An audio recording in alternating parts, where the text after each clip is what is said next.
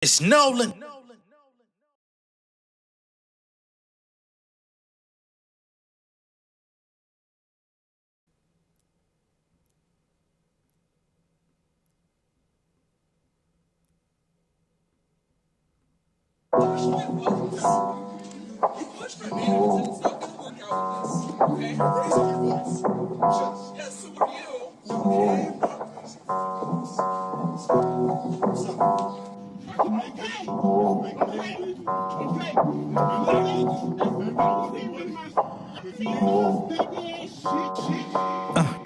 I've been known as a hopeless romantic. Head first, when I dive, I'm prone to the damage. Always seem to overlook all the imperfections and warnings. Probably set the whole stage and be shocked by the performance. My heart big as my body, I give it freely. Guess I got a savior complex. I feel better whenever women need me. Leave one for the same shit in my last. Tried different point of reference with same results from the past. Took time for the healing, but can't deny I've been hiding my feelings. Walk around with a void, need somebody to feel it. The type of love I can smile about in the morning, the dawn, and I hold tight and absorb it. The type to brighten my aura. Been through the clubs, the parties, and apps. But the more I seem to chase, it gets harder to catch. The world's cold for a genuine soul. Can't shake it, I'm patient, but still awaiting, stimulating conversation. Yeah. First time is shame on me. The second time is shame on you. Shame on you. You always put the blame on me. I always put the blame on you. Blame on you. No matter what we do, we can't win or lose. I know just when to lose. I know just when to lose. Met a queen like I never seen. Body banging, shouted chocolate with a pearly white smile like fluorescent beams. Educated, elevated into better things. Set a new fire, my life hit me like kerosene. Yeah, she meet in my pants, I'm meeting a kid. I'm chefing it up when she come to my crib. She giving me more of a reason to live, yeah. Nigga try, do a bit, yeah. We just trying to do it big. I shifted up my perspective. I learned to be more progressive. If she ever need my help, I'm providing without a question. It's written in stone. We turning houses into family homes. Plotting on acres to save when our presence is gone. She keep me centered when my life gets tough to manage. She keep me on my toes when my legs get tired of standing. She keep me on my job and we share control like she Janet. And I keep her in my heart when I wrong, just how we planned it. First time is shame on me. The second time is shame on you. Shame on you. You always put the blame on me. I always put the blame on you. Blame on you. No matter what we do, we can't win or lose. I know just when to lose. I know just when to lose. First time is shame on me. The second time is shame on you. Shame on you. You always put the blame on me. I always put the blame on you. I put the blame on you. No matter what we do, we can't win or lose. Hey, I know just when to lose. I know just when to lose. huh. What's going on, beautiful people? It's the kid J Nolan here. Welcome back to another episode of Inside the Industry, your number one source for music, entertainment, commentary, and breakdowns. If you enjoyed that song, it's called Dinner for Two. And that's with my homies Dope Norteria featuring myself, J Nolan. Or if you go on any streaming platform and just put J Nolan in there, Dinner for Two, it'll come up for you. Either way you go looking for it, it will be there for you. Big shout out to all my insiders. You know what I'm saying? To the family, the day ones. Big shout out to all the new viewers. You know what I'm saying? The first time viewers, all that good stuff. Big shout out to everybody that came through from yesterday. You know what I'm saying? We did gain quite a few subscribers off of that Drake ghostwriting, leaked everything situation going on. We're going to shift gears today because Rolling Stone just released information about a 6-month investigation that they've been conducting on Sean P. Diddy, aka Diddy, Puff Daddy, whatever the fuck you want to call him, Combs. And it's getting real severe out here. Now, before I actually get into what Rolling Stone has uncovered, it seems that CNN has uncovered even more information on him as well. The entire industry, the entire society, the entire media is ready to get this man up out of here. It's only a matter of time before they succeed. That's how I see it. I don't see how he comes out on top. So the first thing I want to do is go ahead and play what CNN has uncovered, and then we're going to go into everything that Rolling Stone had to say. I'm going to be sharing my screen so that y'all can see that. But first, let's just get into the news because they've got some wow. All right. I don't even know what to say. They've confirmed that federal authorities have interviewed several accusers who have filed civil lawsuits against Diddy, and reveals that the feds are also contacting people who are in footage seized from Diddy's homes during the March raids, including a male sex worker. All right. So many of us, or I won't say many of us, but many people were under the impression that perhaps the feds didn't uncover anything. Maybe they didn't find or discover anything of value when they went up in Diddy's homes. Even Diddy's son, Christian, aka it was Christian, right? AKA King Combs, came out and put a fucking terrible ass song out, defending his family and saying, y'all didn't find shit in that crib. Y'all didn't know we moved next door, basically alluding to the fact that they had other shit in the other house. Well, it seems the initial visit actually did, you know what I'm saying, do some damage. Not to mention, we didn't see that they were up in his New York home as well. But that also took place. We didn't get footage of that. We did see that they were in Miami. We did see that they were in LA, but we did not see what they were doing up there in the East Coast in New York. Okay. Also, per CNN, they state that Diddy's accusers have already been notified that they will possibly have to testify in front of a grand jury in New York City. Okay. So again, we're going to play what they're talking about on the news, and then we're going to go directly into this Rolling Stone article with their findings in a 6-month investigation that they've conducted independently on their own. When Rolling Stone is on your ass, it ain't about where you laying your hat being your home. All right. That's what you need to know. But when he died, oh my God, let's go ahead and get started. Since November, you'll probably remember that Combs has been named in 8 civil lawsuits, 7 directly accusing him of sexual assault. CNN's Elizabeth Wagmeister has all of this new reporting for us. Elizabeth, what more are you learning? Good morning, Kate. So this is obviously the biggest escalation since those March raids on Diddy's homes in Los Angeles and Miami. We are now hearing that federal investigators are preparing to possibly bring witnesses in front of a federal grand jury in New York City. What we have heard is that possible witnesses have been notified that they could be called to testify. Now, sources do caution that investigators are still in the process of gathering information. In fact, they are still calling in new witnesses, and they have called in some witnesses multiple times. We also hear that the majority of the accusers who have filed these civil lawsuits against Sean Diddy Combs have been brought in for questioning, and again, some of them being called in numerous times. We hear that many are cooperating and even handing over evidence that they feel could be relevant into this federal probe. Now, a spokesperson for Homeland Security did not respond to our request for comment about the presence of a grand jury, but they did confirm that this investigation is presently ongoing. And Elizabeth, what are you learning about the evidence that investigators could be reviewing here?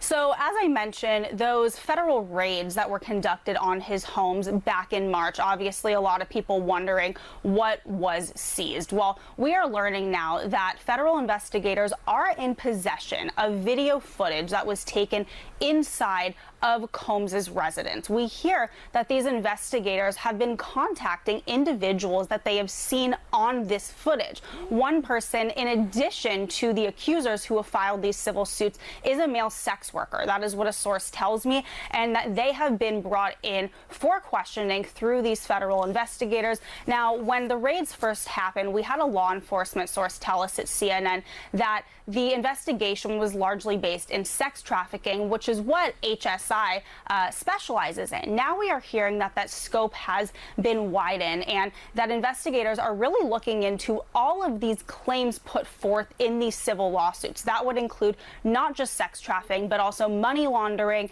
and illegal drugs. I have a source who tells me, quote, "This is much bigger than just these lawsuits."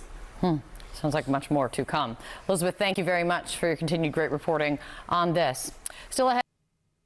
They on your ass like El Chapo, sir. Okay, now, again, that's just the beginning here. You know what I'm saying? Because we're about to get into this exclusive investigation from Rolling Stone. They titled the article "Bad Boy for Life: Sean Combs' History of Violence." I do, out of respect, want to say if this is triggering for anyone, you know, I appreciate the support, but if you can't stay for it, that's cool. But I'm gonna give you about 5 seconds, and then we're gonna get right into what is in this article. I want to go ahead and give you a warning. I have not read this myself. We're discovering this all at the same time. So whatever comes is what comes, okay? Let me go ahead and set myself up, and we're going to get right into it, okay? Okay, let me get my little bubble there, and we can go to the yoink. All right, y'all. Bad Boy for Life, Sean Combs' History of Violence. For decades, Sean Diddy Combs was hip-hop's boisterous showman. Now, dozens of former friends, employees, and bad boy artists allege an abusive, menacing figure behind the facade. This is written by Miss Cheyenne Roundtree and Nancy Dillon. This is not going to be short, so, you know, get you something to drink, eat, you know what I mean? Do whatever you got to do to get through it, okay?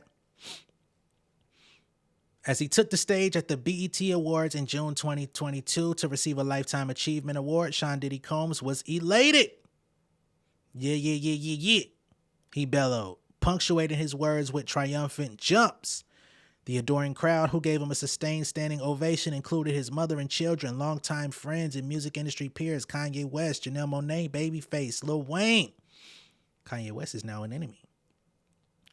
After 3 decades of relentless hustling that took him from hungry teenage intern to A&R executive, producer, label impresario, respected fashion designer, and household brand name, Diddy had seemingly reached the apotheosis of his career. Shout out to y'all vocabulary.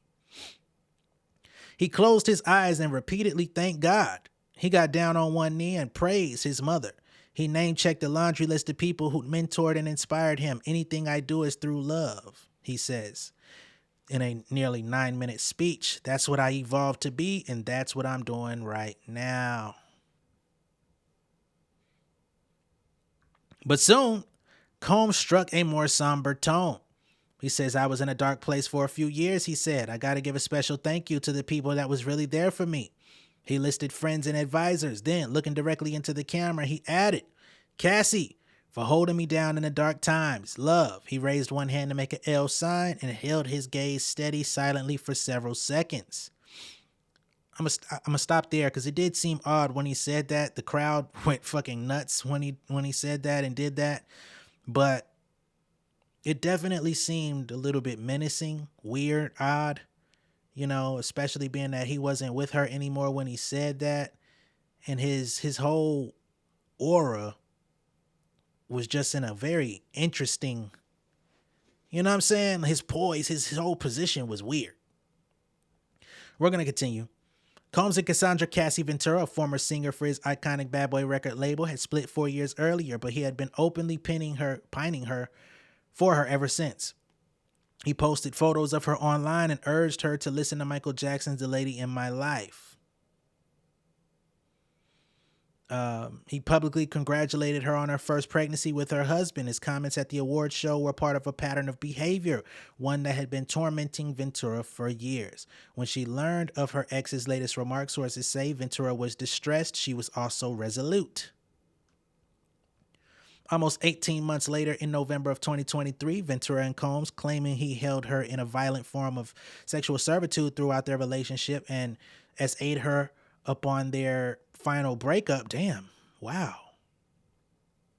In 2018, she invoked Combs' BET speech in her filing for Ms. Ventura. The dark times were those she spent trapped by Mr. Combs in a cycle of abuse, violence, and trafficking. She said Combs' brutal beatings, one of them captured in a harrowing Hotel surveillance video obtained by CNN earlier this month left her with bruises, burst lips, black eyes, and extensive trauma. For Grammy-winning songwriter Tiffany Red, a friend of Ventura's who's worked closely with the singer during the height of the alleged abuse, Combs' word from the BET stage had been a taunt. "It's like harassment," she explained.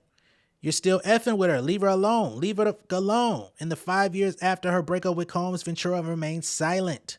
While he was posting about her pregnancy in 2019, she was negotiating in distress, quote unquote, behind the scenes to escape her bad boy contract, Red says. Despite Ventura signing a 10 albums? 10? Niggas ain't did 10 album deals since LL Cool J back in the 80s. Part of my outburst. 10 albums? God damn, most people in this industry today don't even live to put out 10 albums. Compose myself. Combs was allegedly trying to tie his separation agreement to a non-disparagement clause.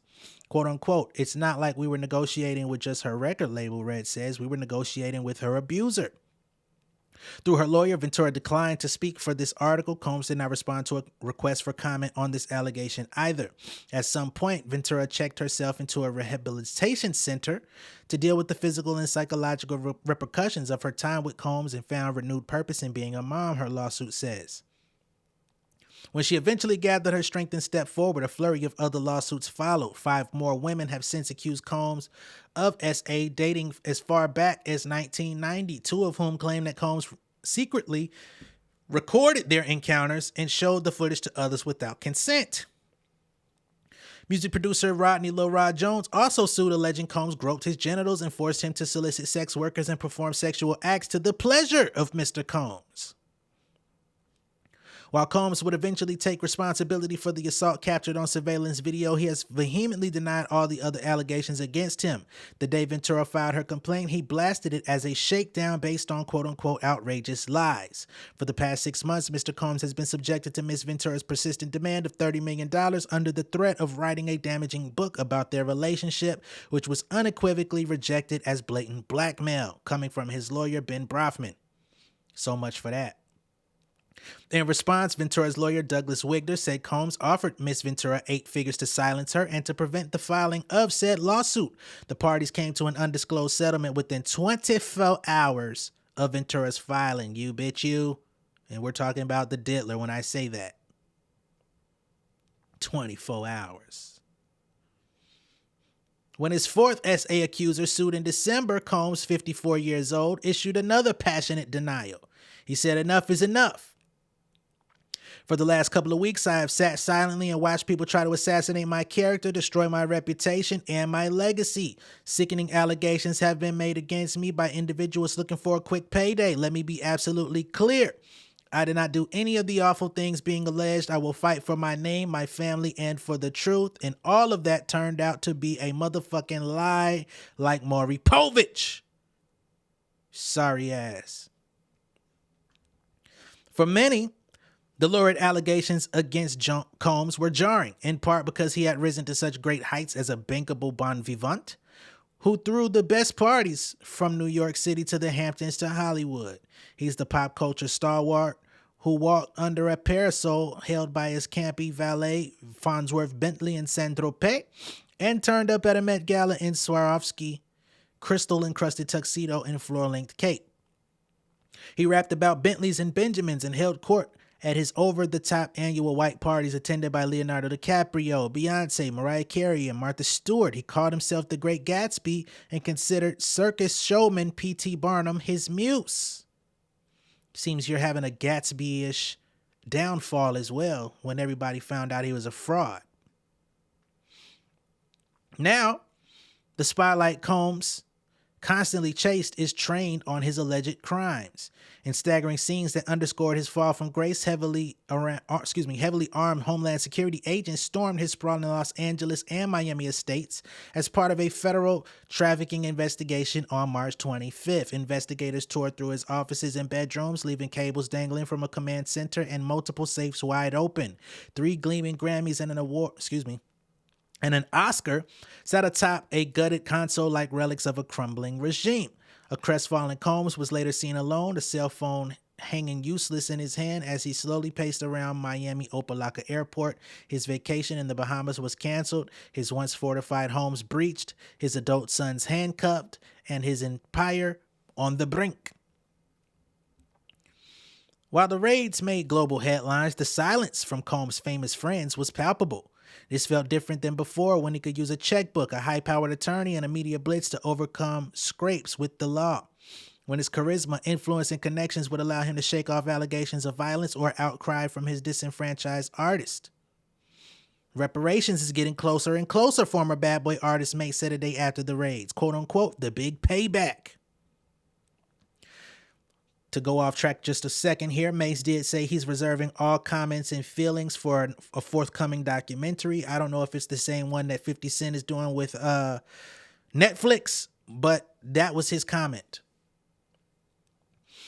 Over the past 6 months, Rolling Stone conducted dozens of interviews with Combs' former friends, acquaintances, employees, and Bad Boy artists, as well as industry insiders. Out of 300 plus people contacted for this investigation, more than 50 were willing to speak about their experiences. Several would do so only off the record, citing a fear of retribution. Some requested compensation in exchange for their stories. Rolling Stone, however, does not pay for interviews, so they say. Many declined to participate, wanting to distance themselves from Combs. I'm trying to leave that part of life behind me, says one former employee.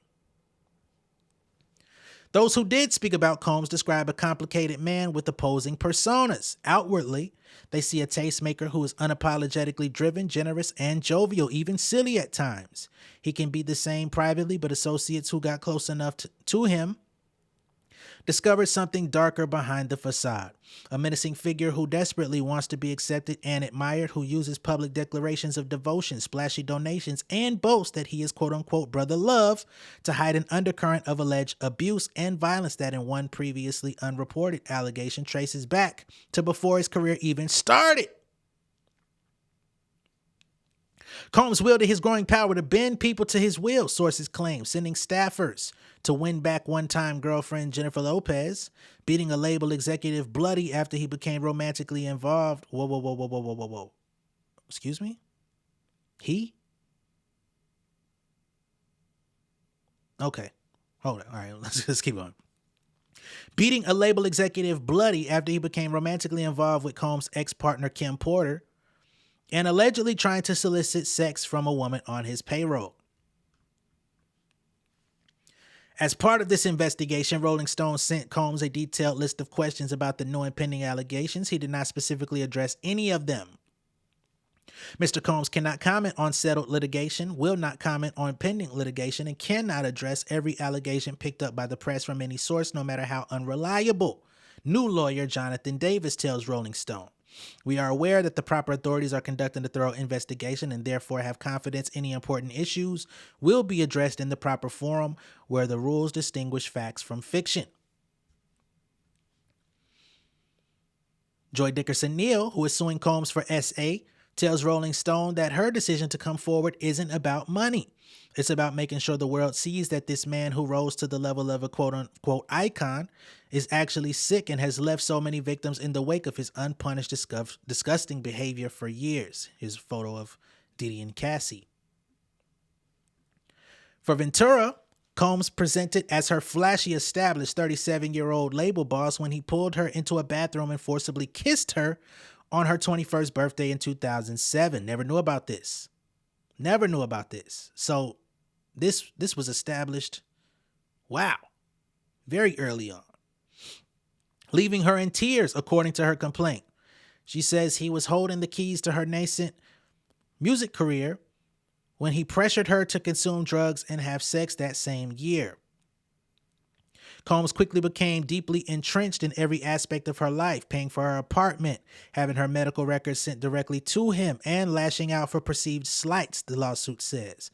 When Ventura tried to move on and had a brief romantic relationship with musician Kid Cudi in 2011, Combs allegedly beat her. Combs later told Ventura he planned to blow up the rapper's car in the driveway, the lawsuit claims. In a statement to the New York Times in November, Cudi confirmed that his car indeed exploded. This is all true, he said. So there wasn't just a threat. His shit really got combusted.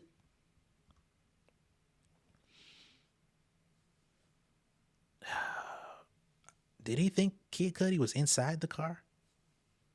In her suit, Ventura says she learned to quote-unquote blindly submit to Combs to avoid vicious beatings. Eventually, her lawsuit claims the abuse extended to trafficking, with Combs ordering her to slather herself in oil, get high and drunk, and have intercourse with male sex workers, while Combs pleasured himself and filmed the interactions, which he dubbed freak-offs. She learned to dissociate during these horrific encounters.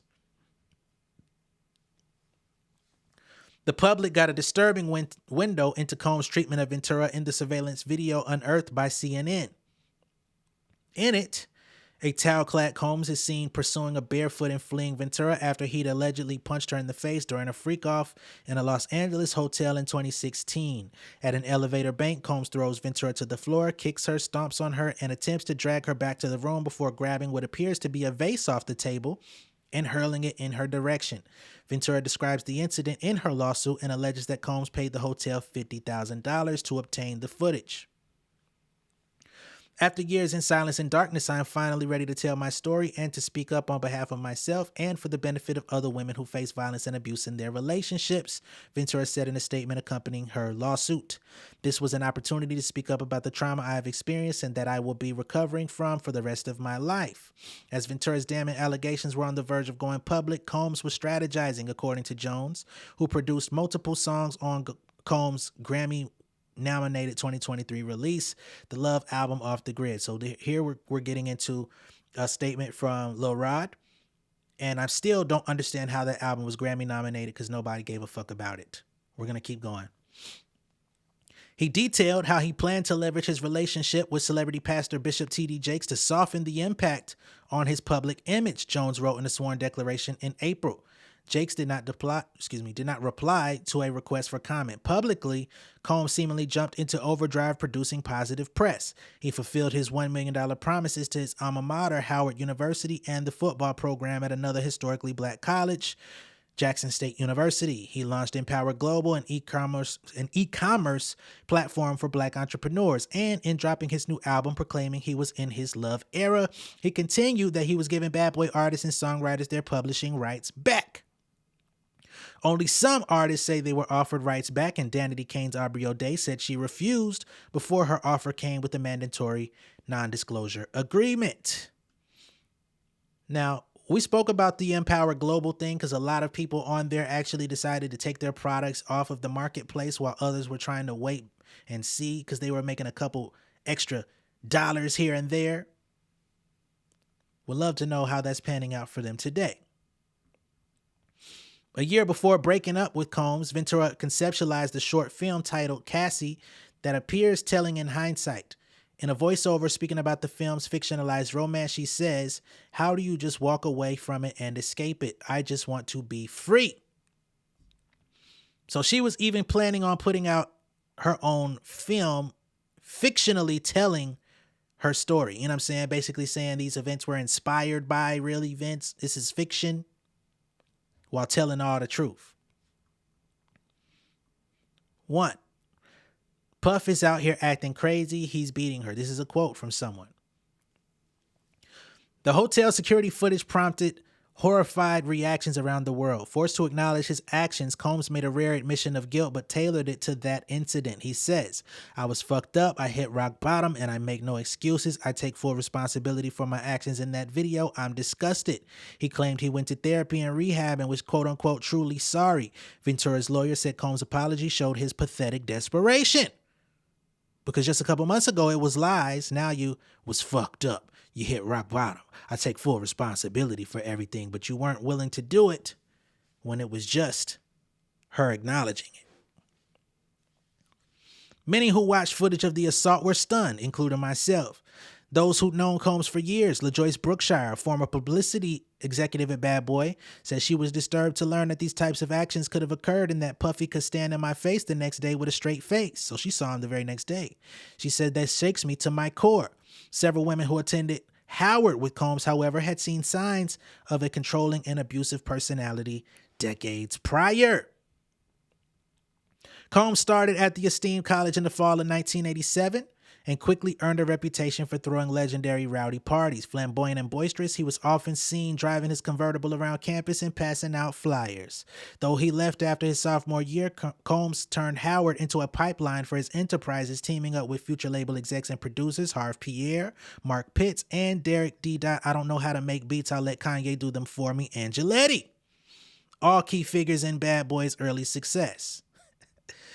Shanti Page, a former A&R executive for Universal Motown Recording Group, was among those who say they had positive experiences with Combs at Howard, calling his iconic parties a once-in-a-lifetime type of vibe. He was a go-getter from the start, she says, always in the know. But other women described previously unreported incidents involving unwarranted touching and fits of rage.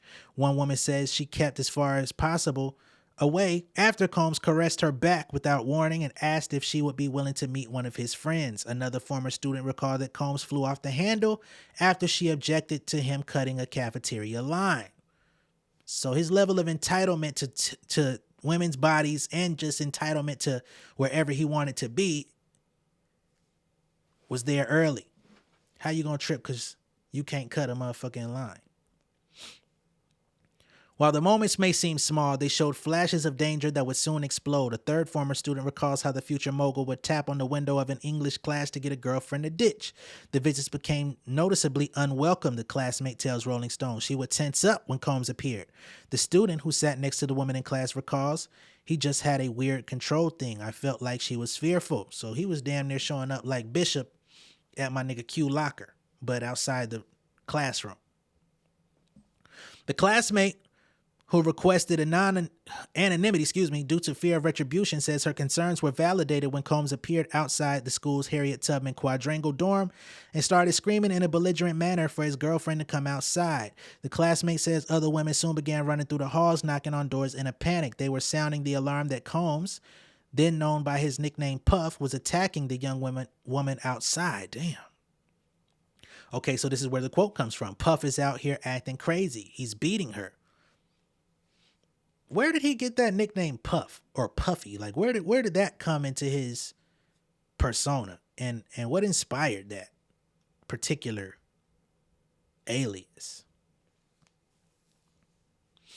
He screamed and hollered and acted a stone fool until she came downstairs. Another Howard student who witnessed the alleged attack tells Rolling Stone. She says Combs used what appeared to be a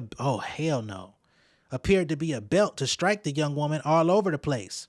Speaking on the condition of anonymity due to the sensitive nature of this incident, the witness said Combs appeared super angry and was screaming at the top of his lungs. So he was doing this in front of people? Wow. She says he whooped her butt, like really whooped her butt. The witness says the woman was clearly terrorized. She was trying to defend herself a little bit. She was crying, and we were telling them, get off of her. We were screaming for her. A third source also recalled the alleged assault to Rolling Stone. The woman at the center of the alleged attack declined to comment. They continue. Combs was born with a short fuse, telling Jet Magazine he earned his nickname as a kid. Okay, here we go. Earned his nickname as a kid because he would always huff and puff when he got mad. I had a temper. That's why my friends started calling me Puffy, he said. His mom, Janice, a former kindergarten teacher, described him as a ham.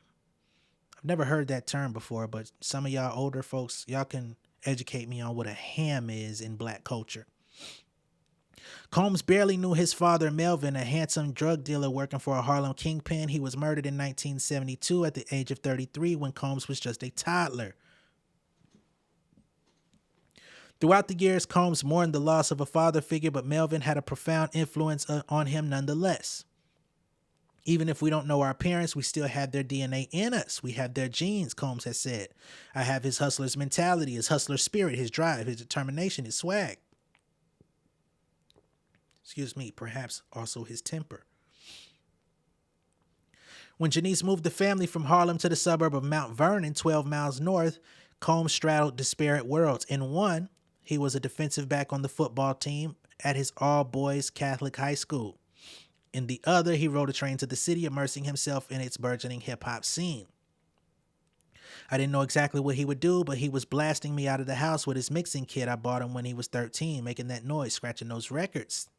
That's what his mother said to Vibe in 1993. After a taste of celebrity at Howard, Combs itched for more. He was hell-bent on breaking into the music industry, simultaneously attending college and working a part-time internship at Uptown Records back in New York City. It was at Uptown artist Heavy D, a neighbor in Mount Vernon, who brokered the job interview after Combs repeatedly badgered the rapper at their local pizza spot. Former Uptown A&R VP Kurt Woodley tells Rolling Stone. Combs commuted from Howard for the job, evading the train fare by hiding from the conductor in the bathroom. He dropped out of school to work at Uptown full-time, eventually becoming CEO Andre Harrell's mentee. All right. Combs' ascent at Uptown is by now part of his lore. He helped newcomers Mary J. Blige and Jodeci go multi-platinum after reshaping their images. He reinvented the remix and ushered hip-hop soul into the cultural lexicon. He threw exclusive daddy house parties at the since-shuttered Manhattan hip-hop club Red Zone that even his older Uptown colleagues jockeyed to attend. He had the ability to convince people that whatever he was doing or wherever he was, that was the hot shit. Dan Shaughness, author of The Big Payback, The History of the Business of Hip-Hop, tells Rolling Stone. He understood more than anyone how the innovations of hip-hop, specifically sampling and using classic rap records as a basis for R&B songs, would be really powerful for a generation. As his star was rising at Uptown, his predatory instincts resurfaced according to the SA lawsuit filed by Joy Dickerson Neal last November. We also went over this lawsuit when it came out. Dickerson Neal acted opposite Combs in a 1990 music video and received what she considered a warning from Bronx rapper Sister Souljah to keep her distance given his infamous reputation. Sister Souljah did not reply to requests for comment. Dickerson Neal says she reluctantly agreed to a dinner date with Combs in January 1991 while she was a college student paying for her studies with a restaurant job. Wary of being alone with him, she requested they dine where she worked. She alleges Combs spiked her drink when she used the restroom and later pressured her into taking a hit of his blunt. We see this is also a pattern. I'm going to just veer off a little bit. We've heard of others saying that he gets them to smoke his funny weed. Let's get back to it. She says her legs went rubbery a short time later and that Combs SA'd her at a nearby residence. She also claims Combs filmed the attack and showed the video to others like a trophy. Through a rep, Combs denied the allegations at the time. They say this 32-year-old story is made up and not credible. Mr. Combs never assaulted her. Combs' lawyers have moved to dismiss portions of the lawsuit, calling the allegation false, offensive, and salacious. We'll see how salacious and offensive it is very soon. Mike Nice Lewis, who worked with Dickerson Neal at the short-lived PMD Records, tells Rolling Stone that she confided in him at the office about this SA in the early 1990s. Combs and Bad Boy came up in conversation, and Lewis says Dickerson Neal's demeanor abruptly changed. Lewis claims Dickerson Neal told him that she had a very bad sexual experience with Combs, keeping her head down as she talked. I believe Joy, he says. I just knew from what she was telling me that it still affected her even 2 years later. Adds Michelle Coyola, attorney for Dickerson Neal, and another accuser, Crystal McKinney. Oh. So Dickerson Neal was from the 90s, and Miss Crystal McKinney, she's the model that was around the late 90s, early 2000s. The amount of irreparable harm to my clients' mental health and professional lives cannot be overstated. Within hours of Dickerson Neal filing her complaint, another woman sued Combs for SA. Liza Gardner claims she was 16 in 1990 when she and a friend met Combs and Uptown singer-songwriter Aaron Hall at an MCA Records event in Manhattan. Gardner alleges the men were very flirtatious and handsy, pardon my stumbles, feeding the girls drinks and inviting them to Hall's residence after an after-party. She alleges Combs offered her more alcohol at Hall's home in New Jersey and forced her into sex despite her protests. While she was still shocked and traumatized trying to get dressed, Hall allegedly barged into the room, pinned her down, and SA'd her too. Gardner claims an irate Combs later showed up where she was staying and began choking her until she almost passed out. Combs feared the woman would tell his girlfriend what he and Hall had done, the lawsuit claims. And there's footage out there of Aaron Hall proudly talking about Diddy seeing him in action in the bedroom and talking about how aggressive he is with his women. So these things seem to line up. Just gonna be honest. I think there's even a video of Aaron Hall talking about Gloria Velez, and I think she was only 16. And it was another situation that he admitted to on camera with no shame about taking her back to his room and getting it in with her when she was just a pup, I think, as he had identified her as. So, again, a lot of this stuff checks out. We're going to continue. Combs' legal team denied Gardner's allegations, calling them a money grab. But another woman who says she was with Gardner the night of the alleged attack corroborated many details of Gardner's lawsuit in a sworn affidavit filed in mid-May. The woman, who is the younger sister of the friend mentioned in Gardner's complaint, said she has a photo of herself with Gardner and Hall from the evening in question. She recalled frantically looking around Hall's apartment for her sister and Gardner after they disappeared with Combs and Hall. The then 15-year-old said she walked into a room and saw a man watching whatever Puffy was doing to Liza. The woman wrote that she awoke the next morning at a different location, where an upset Gardner said Combs had just shown up there and choked her. Hall did not respond to any request for comment. Why so mum now, Aaron? Back in the Uptown office, Combs' inflated ego, outsized opinions, and Machiavellian scheming were becoming a problem for his peers. He went from internally divisive to openly controversial in December of 1991 when he and Heavy D helped organize a celebrity charity basketball game at City College of New York that left 9 people dead. I had never heard of this stuff. Age 15 to 28. Damn, minors were killed. And dozens injured in a stampedes. Okay, so this was kind of like a Travis Scott type of thing. Combs shirked responsibility, claiming he had tried to enlist help from the NYPD and that he had personally administered CPR to several people. But an incident report ordered by then Mayor David Dinkins faulted him for allowing inexperienced underlings to handle the event planning and found that reckless overpromotion had drawn too many people without tickets to the event.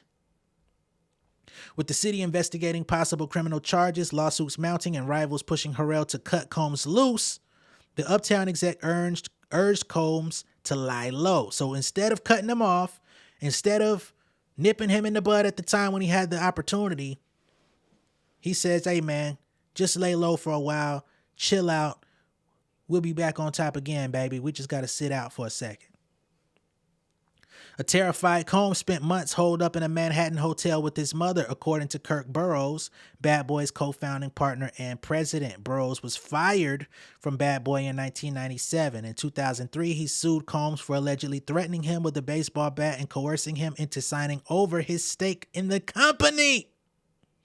His claims were dismissed as beyond the statute of limitations. They weren't dismissed as false, just beyond the statute of limitations. Kirk Burroughs has plenty of interviews on YouTube where he talks about this experience and how he attested to Diddy's lack of character. I believe he was also the one who said he witnessed Diddy slap his mother, as in his own mother, Miss Janice, who we've talked about in this article.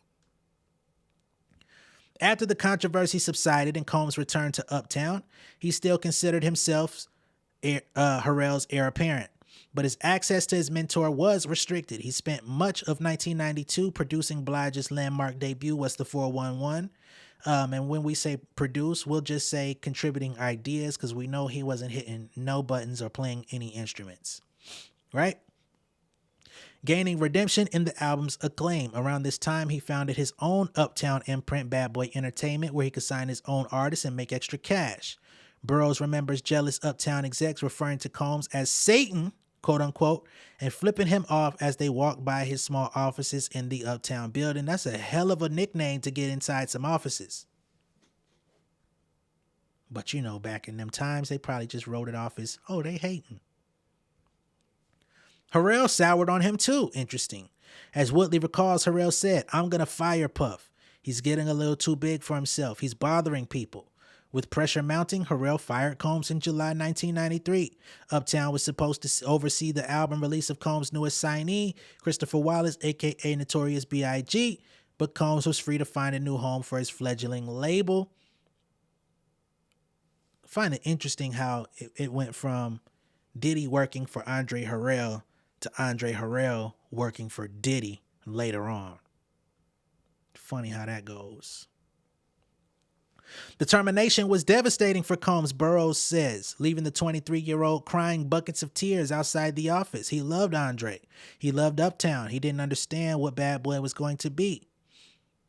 I cried for a couple days and felt like I wanted to jump off a building, Combs told Rolling Stone in 1995. I think at times I was hard to work with. Possibly I was doing shit that an asshole would do, just abusing the power, but that was only a little bit of the time.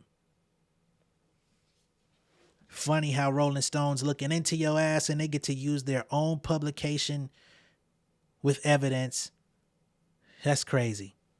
Talking about it was only some of the time. I was acting like an asshole, but I'm not an asshole. I wanted to jump off a building. Perhaps you should have. 2, the making of a mogul. Cast out of Uptown and blamed for a tragedy that claimed 9 lives, Combs could have faded into obscurity, but he was scrappy and determined, quickly securing a reported $10 million deal from Arista Records' Clive Davis that kept Bad Boy Entertainment alive. Now, he was helming a skeleton crew eager to turn artists into superstars and cement hip-hop as a mainstream genre. While the world did not understand the power of hip-hop, I was working in it and watching it unfold, says Michelle Joyce, Bad Boy's first director of marketing. I knew beyond a shadow of a doubt that if it wasn't if it was going to pop, it was when. Disregard that doorbell. It wasn't easy. Hours were brutal, pay was low, and the workload intense. Combs expected his small team to make the impossible possible. Brookshire, the former director of publicity for Arista and Bad Boy, recalls Combs demanding she hire a daredevil to scale a skyscraper to promote the band 112. The next summer, the work paid off with Craig Mack's ubiquitous Flavor in Your Ear and the Notorious Big's One More Chance. In the next 3 years, Bad Boy would become the premier label for upcoming hip-hop and R&B artists, churning out chart-topping albums from Faith Evans, Total, 112, and soundtracking clubs and radio stations worldwide. And with Wallace, Bad Boy had a budding superstar, Biggie Smalls, the storytelling genius with the effortless flow. Still, Combs was volatile. Burroughs says he once saw Combs attack a woman inside Bad Boy's office in 1994. He and another ex-employee tell Rolling Stone they had to tear Combs off the woman after hearing screams and the sounds of shattering glass. The woman declined Rolling Stone's request for comment. Felicia Newsom, the first manager of Bad Boy's recording studio Daddy's House, says she once held Combs back when he was about to beat this girl's ass. After a fight broke out between 2 women, I'm holding him by his waist saying, "You need to calm down. This is not your fight," Newsom recalls. Wow. Miss April Lampros, that's the one who's suing him currently from meeting him back in the 90s. Former Arista intern, here we go, we're getting into it. Former Arista intern April Lampros claims Combs turned violent with her too. In a lawsuit filed in May, Lampros alleges Combs attacked her in a parking garage in the mid-1990s, forcing her to her knees to perform oral sex. It was one of 4 horrific sexual accounts she says she endured during her on and off relationship with Combs, S.A., I should say. As Bad Boy was on the rise, staffers kept Combs' transgressions quiet, whether out of loyalty, fear, or a belief that such incidents were rare. Outwardly, he was the label's unceasing hype man, ad-libbing on tracks and making cameos in his artist videos. It was clear he wanted something bigger for himself. I distinctly remember the day that Clive Davis called and asked me to start garnering press for Puffy, just as if he were the artist, says Brookshire. Behind his back, I used to call him my problem child, the notorious VIP. Ooh. Too bad it was not loud enough. Combs got all of the press he wanted when he and his LA counterpart Death Row Records boss Marion Suge Knight became entangled in a years-long heavyweight hip-hop fight. The pair had once been friendly. Combs even modeled Bad Boy after Death Row. Oh. Never knew that either. He told Rolling Stone in 1997, and guess who's on your ass today? But the subsequent rivalry between Biggie and Knight's charismatic superstar Tupac Shakur would turn into a Pyrrhic victory for both labels. Combs was fond of Shakur, admiring his ability to marry street credibility with mainstream appeal. Burroughs notes that the Bad Boy Team spent the summer of 1993 studying the rapper's buoyant hit, I Get Around. Oh, I never knew this. Pac said this same stuff. He said he sat Biggie down and told him the formula. Did not know that the label sat down and studied his formula as well. I'll keep going. Y'all know I'm a Pac Avenger here. Grrrls notes that the Bad Boy Team spent the summer of 1993 studying the rapper's buoyant hit I Get Around as a blueprint for a commercial hip-hop record. Desperate to be taken seriously, Combs tried to foster a friendship, but Shakur was not interested. Damn. Pac didn't have any kind of respect for Puff, says 90s hip-hop photographer Monique Bunn, who was close with Wallace and other Bad Boy artists. To Shakur and even Wallace, Bunn says Combs was a corny executive, so even Biggie wasn't all that crazy about him. He just dealt with him to get what he wanted out of life because he was a big guy coming out of Brooklyn, selling little weed and, perhaps coke, crack in his spare time. Didn't want to get a real job. He's like, shit, man, this could be my way out through this clown. Keep going. Instead, Shakur bonded with Wallace, whom he viewed as a peer.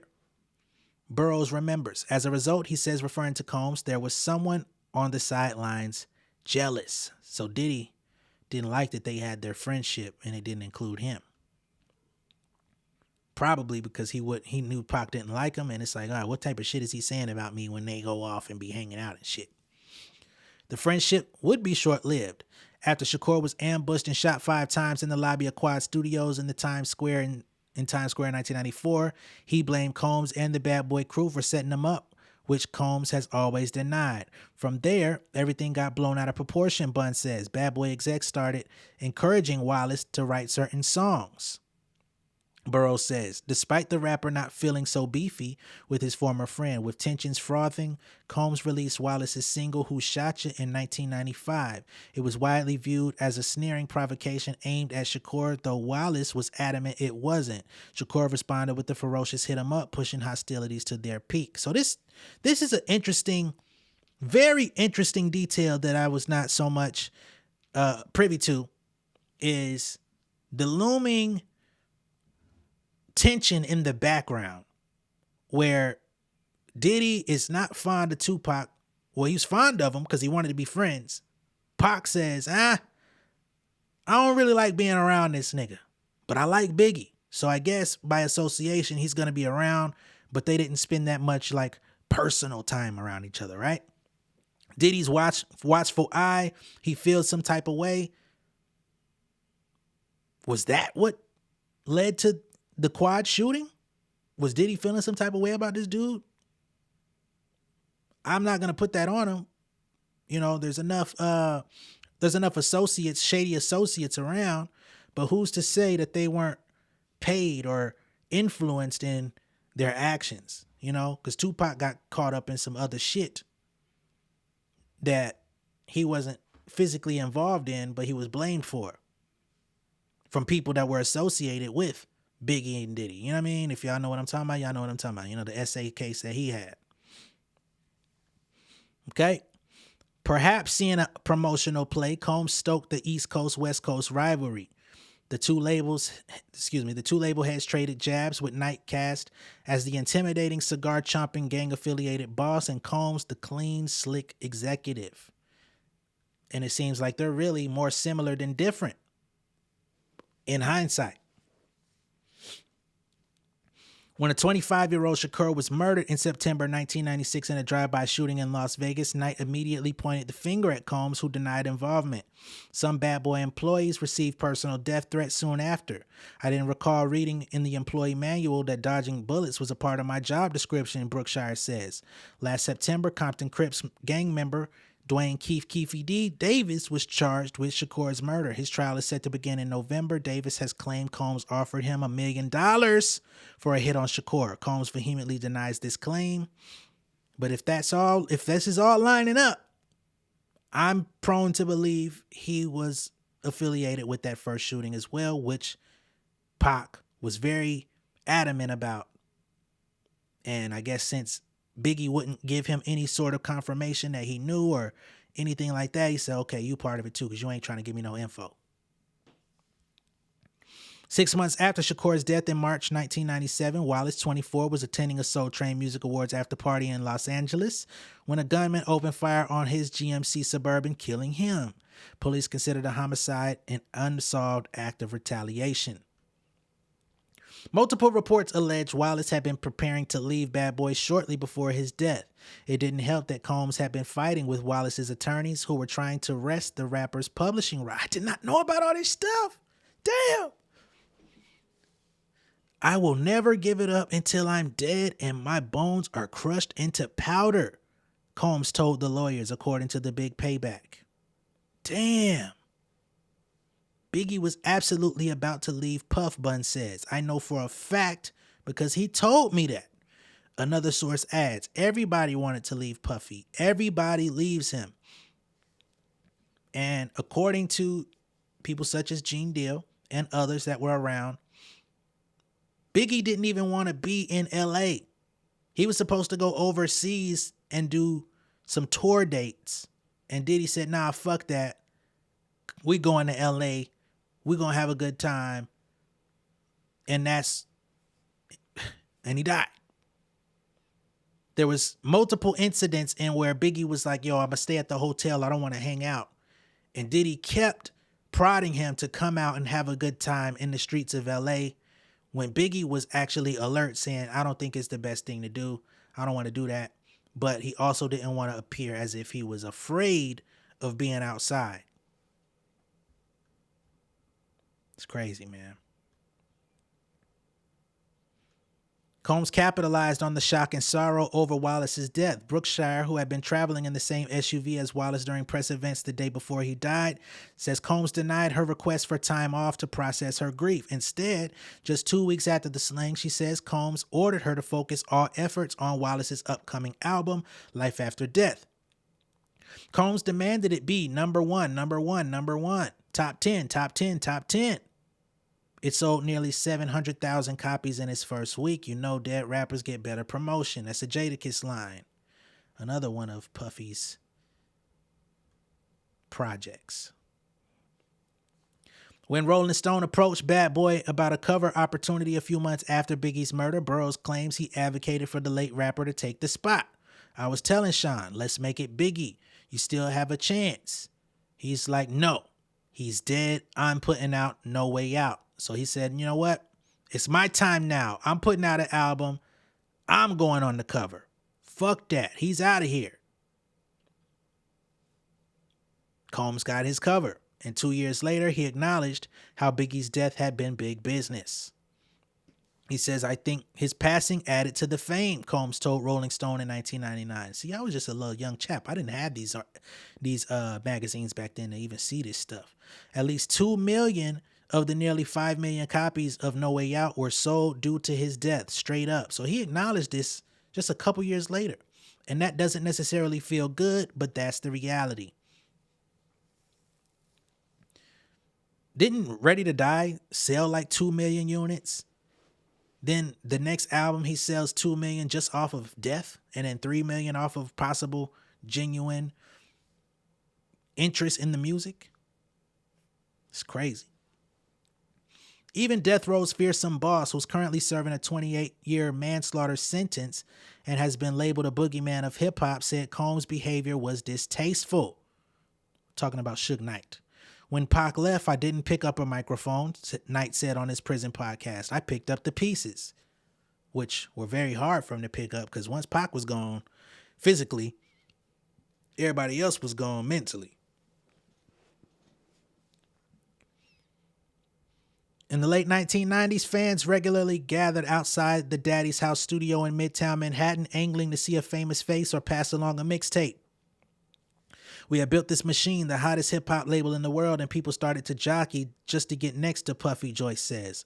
As the new millennium dawned, hip-hop entered its bling era, with Combs and his artists mining the melodies of 1980s pop songs to guarantee commercial hits. They wore matching shiny suits, spit raps about designer socks and yachts, draped themselves in diamonds, and filled their big-budget videos with fawning women and bombastic pyrotechnics.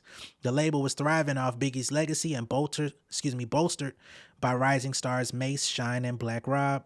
I do want to note that Shyne came a couple years later. Combs won Grammys and was nominated for his work with outside artists Mariah Carey and Robert. He entered the upper echelons of New York society, partying with Revlon billionaire Ron Perlman and Donald Trump. Wow. There was a time when this nigga was embraced by hip-hop. Hate to look back at those days. There was a certain narcissism and attitude of objectifying not just women, but all people, and wanting to be with other men who enjoyed what? And wanting to be with other men who enjoyed moving people around like chess pieces. Okay. Shyne says of Combs, adding that he was the standard bearer for hip-hop as capitalism and a social mobility play. Becoming a dominant force in the industry only seemed to amplify Combs' bullying behavior. In April 1999, he barged into the office of Interscope Records executive Steve Stout and allegedly turned violent. Combs was furious that Stout didn't cut him from a crucifixion scene in a Nas music video before sending it to MTV. You can hate me now, and he definitely hated Steve Stout in that moment. He said he punched me in the face, and then he grabbed the phone and bashed me in the head with it. That's Steve Stout's recount to the LA Times. Combs privately settled with Stout reportedly for $500,000 and dodged a 7-year prison sentence by pleading to a reduced charge of harassment. You should have sent that nigga to the can then. That summer, Combs released his second album, Forever. The album's critical and commercial failure, it sold less than half of what his predecessor did, hardly diminished Combs' star power. Terrible album. And that was with the song, what was that? Public Enemy #1. A few months later, in December, Combs was arrested after a nightclub shooting in which 3 people were injured. His newest star, Shyne, a.k.a. Jamal Michael Barrow, was convicted of firing the shots and sentenced to 10 years. Barrow was deported to Belize upon his 2009 release.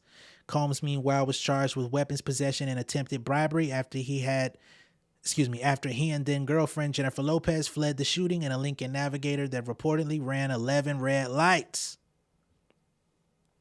Combs was facing up to 15 years of prison if convicted. Kevin Rogers Francis, a host at Combs' restaurant Justin's, who did marketing work for Combs' short-lived magazine Notorious. Wow, I never knew he had a magazine called Notorious, you sorry motherfucker. You gonna come out and name a magazine after your dead artist? No wonder Miss Valletta hates your ass. Recalls the mogul scrambling for money, shuttering the magazine, and hitting the restaurant's drawers for cash in what Francis presumed was an effort to cover a hefty legal bill. Wait, you had this shit in this nigga namesake. You hit the office and you start pulling out money from the goddamn drawers at the restaurant so that you could take care. Man, boy, we 20 years late. The prosecutor claimed Combs offered cash to witnesses after some said Combs was the shooter. Victim Natania Reuben, who we've talked about a few times on this channel, has been adamant that Combs fired the bullet that tore through her nose. Combs' own driver testified that Combs offered him $50,000 using a $40,000 pinky ring as collateral if he would say he owned the unlicensed gun found in the SUV. Let's look at that again. Miss Natania said Diddy was the one who fired the bullet, which we've talked about. She even came into the comments of one of my videos to say, hey, this is real, and I ain't 60 years old. Okay? And he offered him $50,000 and had a $40,000 pinky ring used as collateral if he would take ownership of a gun to the police to say, hey, that's mine, not his. Others have claimed Combs paid as much as $1 million to Barrow, that's Shyne, through an intermediary to buy his silence. Barrow denies this claim to Rolling Stone, calling it ridiculous misinformation. After a 6-week trial, Combs was acquitted in March 2001. With his mounting scandals, a tabloid relationship with Lopez, and the popularity of his Sean John clothing line, which launched in '98, Combs entered the pop culture stratosphere. It became a point of pride to work for Bad Boy, says former employee Flash Rodriguez. It wasn't just a company, it was a lifestyle. But Combs was difficult to work for. Employees who wanted to stick around had to learn how to speak puffy, Brookshire and multiple sources say. A demanding boss, Combs often yelled to get his point across and fired employees on a whim. No one on his team at Bad Boy spoke back to him. as in talk back, as in challenged. No one challenged him. Another source recalls Mace, real name Mason Betha, called Combs Massa behind his back. Mace has not replied to any request for comment on that. He was so volatile, says a source who sometimes worked with Bad Boy. He's always on the edge of snapping and being scary. People did whatever he said to stay in good graces, and Puffy exploited people's desires to be in those environments. You want to be down with us? This is what you got to do. This is how you got to be. And if you ain't down with that, get down out my fucking face. After Combs' acquittal in the nightclub shooting in 2001, he reportedly headed straight to church. What? He later made a less God-fearing visit to the Peninsula Hotel where he was throwing a massive bash to celebrate the verdict. It was there, quote-unquote, Anna, a freelance graphic designer working with Bad Boy's marketing team, says Combs approached her and began to massage her shoulders. The woman requested a pseudonym, citing fear of retribution, so that's not her real name. I'm getting touched on my shoulder, my arms, my back. He's like, oh yeah, you like that? I know you like that. Like really, really gross, Anna recalls, sharing her story publicly for the first time. She says, I was like, no, not so much. And I sort of floated my way out of there. Anna says she avoided Combs for the rest of the night. Weeks later, her boss girlfriend confided that Combs allegedly approached the boss the night of the party to solicit me for sex.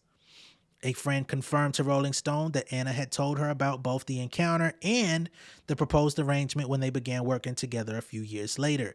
The boss did not return Rolling Stone's request for an interview, and the girlfriend declined to speak. I felt quite unsettled about this for many years. When people ask me about my days at Bad Boy, it's just overshadowed by his crap. Adding that Combs treated her as though she existed to accommodate his whims. Combs often flaunted his sexual encounters, even if underage artists were around to see. A teenage Usher briefly lived at Combs' New York house in the early 90s as a young Bad Boy protege. Puff introduced me to a totally different set of shit. Sex specifically, Usher recalled telling Rolling Stone in 2004. It's crazy how much Rolling Stone got on you, my boy. There was always girls around. You'd open a door and see somebody doing it or several people in a room having an orgy. You never knew what was going to happen. Casey Sheridan, a member of the teenage girl group Dream, recalls the group being summoned for a meeting with Combs to a Beverly Hills hotel bungalow when she was 15 and awkwardly eyeing a purse and a pair of heels by the front door as the group waited. After 20 minutes, a bathrobed Combs emerged from a nearby room. It's like, you can't even keep our innocence. I'm 15 walking into this situation knowing exactly what he was doing next door. Feeding off his fame and power, Combs appeared to be pushing his most sickening impulses even further. Model Crystal McKinney, this is Crystal McKinney here, okay? She was photographed during a star-studded Sean John fashion show in February of 2003. Hours later, according to her recent lawsuit, Combs said she was acting too uptight and pressured her to take a hit from a lace joint. He alleges he then forced her to perform oral sex on him, despite resistance. The night sent McKinney into a tailspin of anxiety and depression that she says resulted in an attempt to unalive herself. She said, I had a whole future in modeling mapped out that was stolen from me. Being S8 and having no recourse is so painful. I felt like I was dying every day because I did not yet have the strength to come forward. I hope that by speaking out, I can help other survivors come forward and seek justice. Not long after, between the spring and fall of 2003, a 17-year-old girl was out one night with friends at a Detroit area lounge when a man in a suit approached and allegedly introduced himself as Combs' best friend. The man purportedly called Combs and let the girl speak direct with the famed producer who was twice her age. The man, alleged to be former Bad Boy president Harve Pierre, convinced the girl to board a private jet and take a 2-hour flight to Teterboro, New Jersey, just outside New York City, to meet Combs in person, according to a lawsuit filed last December by the girl, now an adult Jane Doe plaintiff. We talked about this before. Again, she was in her hometown in Detroit hanging out with her friends. This is a high school student. She's already in a bar where she shouldn't have been, but, I think they used fake IDs to get in. They end up meeting a quote-unquote best friend of Diddy's and President Harve Pierre. He then calls Diddy, said, let's come meet Puffy.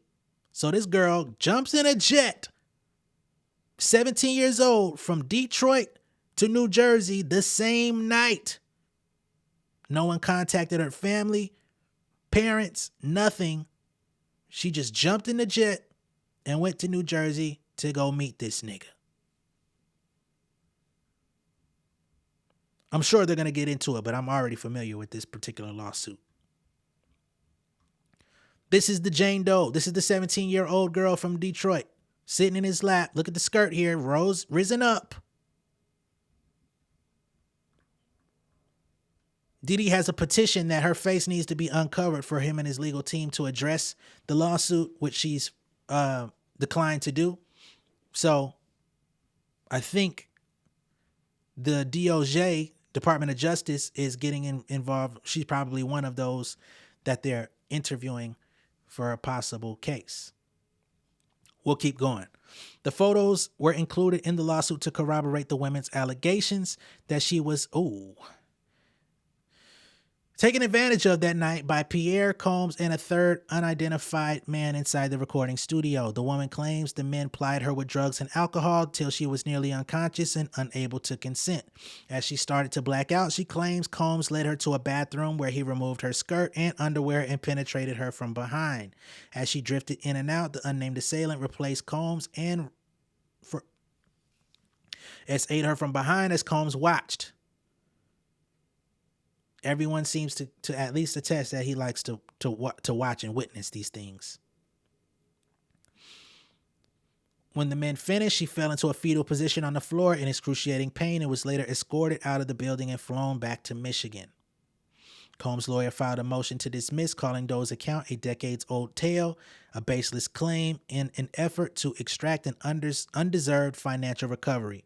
Pierre did not reply to requests for comment, but previously called the accusation fiction and a desperate attempt for financial gain. Drugs were a consistent part of Combs' life, Ventura alleges in her lawsuit, claiming he was addicted to prescription painkillers and took ecstasy frequently. She claims he had pills and other drugs out in the open like candy, and that he would supply alcohol, ecstasy, cocaine, the sedative GHB, ketamine, and marijuana during freak-offs. This is also consistent with Lil Rod's claims. But far from enhancing a party vibe, Ventura and others say these substances only darkened his mood. Once Combs got drunk or high enough, says one frequent party guest in the early 2000s, he would turn violent and loud. He would take his anger out on people. At several points when Combs was extremely intoxicated, Ventura alleges he beat her. An industry source says they once left the party at Combs' home because they felt so uncomfortable watching an aggressive Combs yell at Cassie throughout the night. You could tell in her eyes that she's scared, they said. I'm like, is this normal? Am I tripping right now? Why is nobody saying anything? Are they that scared of him? In a 2015 appearance on the Breakfast Club radio show, Combs described the quote-unquote deal he offers his girlfriends. Interesting. If I'm in a relationship with you 25% of your time, you're just going to feel like, oh man, I hate being here. This guy cheated on me. He lied on me. This came out of his own mouth. I do remember this interview now that I'm reading it. Combs explained while sitting next to his teenage son, Christian, which I thought was also weird because Christian was even looking like, damn, what the fuck is it? Whoa. But then there's 75%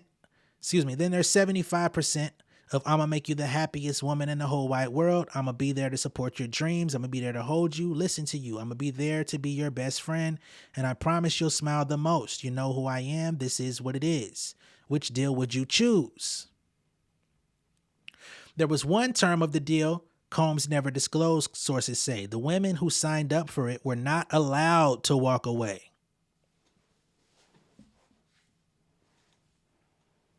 Wow. Damian Vasquez, a former Bad Boy intern, says after Combs and Lopez broke up, Combs had staffers camp outside MTV's TRL studios with signs to win her back. Ventura claimed that every time she hid, Combs' network of operatives found her and implored her to return, including, a Bad Boy executive who threatened to withhold the release of her music if she did not return his calls. After Ventura left Combs, he tried to paint a picture of a heartbroken, hurt man. A source who knew the couple throughout their relationship says when the reality was he's a liar and an abuser. Burroughs believes Combs' losses at a young age, specifically the murder of his father, took a toll on his relationships. He is fortified now with the money and the power, but abandonment and the act of leaving can bring about vicious results. And the women catch it the worst. Mr. Burroughs, don't give him that much credit. Fuck that nigga. Let's not reason with that. We don't negotiate with terrorists. Combs' long-term partner, Kim Porter, who died of lobar pneumonia in 2018, was no exception. Their relationship was tumultuous, according to two sources who claimed Combs physically abused her. I remember Kim used to go through a lot of stuff, former Bad Boy rapper Mark Curry says. If you live around them, you get to see the toxic relationship. I think every relationship he had that I experienced around him was like that. Combs and Porter first got together in 1994 and dated on and off until 2007. Wasn't she also a minor when she came into the fold? She ended it for good upon learning that Combs had fathered a secret child while she was pregnant with their twin daughters. There were other infidelities, including Combs' affair with Lopez. What? Well, I guess so. Wow. I didn't know that was an affair. I thought that was just, I was a kid. But Combs never let Porter truly move on, she told Essence. He still called 50, 60 times a day, she said. It was like my life was not my own. He was very, very intrusive. Hold on. We learning that the Jennifer Lopez relationship was an affair? We might be here for like 2 hours if I really go through this shit. I'm going to take a brief look at this other article that they're linking to about this affair. So she says, this is Kim Porter here with Essence. She says, a friend called my cell phone, says Porter, of the way that she heard Combs had fallen into the arms of a certain Latina with the world famous Behind. Then a few weeks later, the press hit. Porter, raised by her mother and grandmother in the town of Columbus, Georgia, describes herself as a private person. Unlike other girlfriends of celebrities, she had never tried to parlay her relationship with Combs into a shot at fame. She stayed low-key, focusing on her children, her man, and her fledgling career as an actress. She had a small part in 2001's The Brothers, and this month stars opposite Tatum O'Neal in My Network TV's new one-hour drama Wicked Wicked Games. But when Combs took up with Jennifer Lopez, Porter suddenly found herself the focus of everyone's concern. Everywhere I went, people were asking, are you okay? I just hated that, she says, over a bowl of squash soup during a 3-hour lunch at a French bistro in Manhattan. Dressed in black leggings and a striped sweater and wearing very little makeup, Porter is more stunning at okay, cool. People just believed everything they saw in print, and they were talking to me like I was really crushed. But she said, but I had just had a baby. I couldn't be somewhere in a corner heartbroken. I have kids. I'm a grown woman. Damn, I did not know about that. Even Porter's mother, Sarah, was amazed by her daughter's calm in the face of such commotion. The whole family was upset about the situation with Jennifer. You hear rumors and you see things on television, and if your daughter's involved, you want to know if she's hurting. But Kim didn't fall apart. She didn't stop eating. She didn't do any of that. She behaved normally. As her mother, I was checking her out all the time, looking and watching to see if she was putting out an act. But she's very resilient. She handled it like a champ, even though I knew she must have been hurting. I was so very proud of her. That's crazy. Wow. The Lopez years the couple dated from 98 to 2000 in this woman's face when she thought she was still with the nigga were so public, so humiliating, so disrespectful, says Porter. And what made it worse was that it was all a lie. That relationship wasn't real, she says bluntly. The world just saw the bright lights and the camera, but I knew what was really going on. He was still in love with me. Porter, who says Combs fell for a big booty and a smile, used to tell him that when he finished with his little Puerto Rican girlfriend, he'd be back. Now that's toxic. The fact she even accepted it. The entire time Combs was seeing Porter's phone never stopped ringing. No one knows that part, she says. He was calling 50, 60 times a day. Sometimes I wouldn't even talk to him because I was so angry. I couldn't be nice Kim. I had to be, that bitch. Like, this is not going down. What the fuck?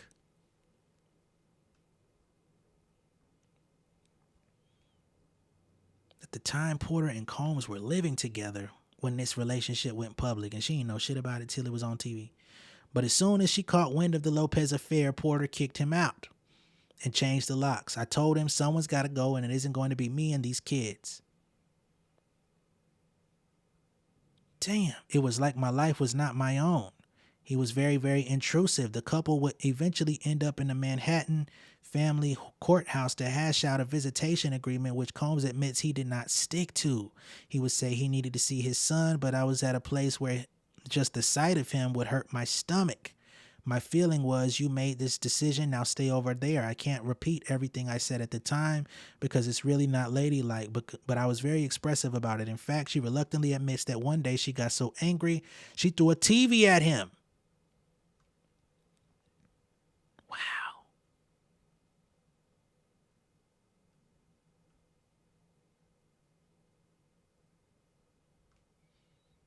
Y'all give me a second here.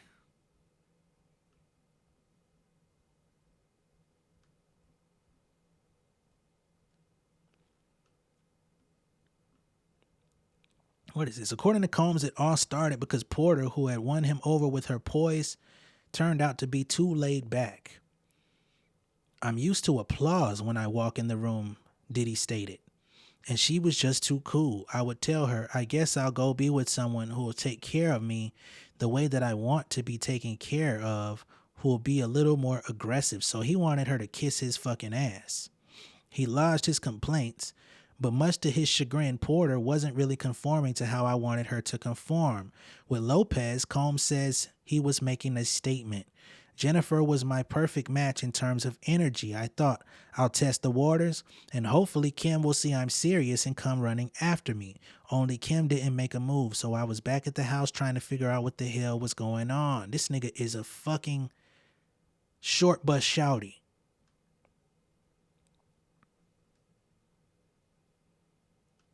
Wow.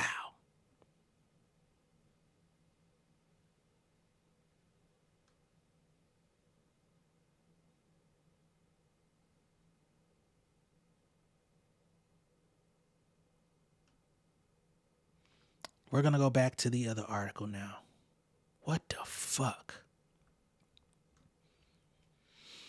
In 2000, Porter's fledgling courtship with late music executive Shakir Stewart enraged Combs. When the industry gathered for L.A. Reid's wedding in Italy that summer, Combs went to Stewart's room after the ceremony and allegedly broke a chair over Stewart's head. What? Stewart's mother and two of his close friends telling Rolling Stone. He left him bleeding on a hotel floor in Italy. This nigga mama come out and said this shit. Stewart's mother, Portia, says he had to have stitches. And then Combs threatened him, I'm going to kill you. That's when I said, you need to get out of this business. This man is crazy. Isn't Shakir Stewart dead? How did Shakir Stewart die? Shakir Stewart killed himself. I thought so, but I didn't want to say that without looking. A friend saw Def Jam exec wigging out seconds before unaliving himself. A close friend was trying to talk to wigging out record executive Shakir Stewart moments before he committed as suicide. Oh, he was in Cobb County? Herb Smith of Tequila said in a report that he had come over to Stewart's Marietta home Saturday at the request of Stewart's fiancée, Michelle Rivers, to talk to the Island Def Jam Records vice president about his change in behavior that concerned his fiancée. Smith told police that he noticed a behavioral change when he arrived at the house and that he was wigging out. In the police report, Smith said while trying to talk to him, Stewart began telling him to leave. He told Smith to go back home to his wife and children, according to the report, because he did not need to be at Stewart's house. When Smith stepped outside the house to call 911, he heard a gunshot from inside the house, the report said. Smith told police that Rivers was in the kitchen at the time of the shooting. Smith found the 34-year-old Stewart on the master bedroom floor. So he told him, leave him alone, and then he did himself in. Rivers told police that she noticed a change. They went out for Halloween, and Rivers called Smith after they returned home. Wow.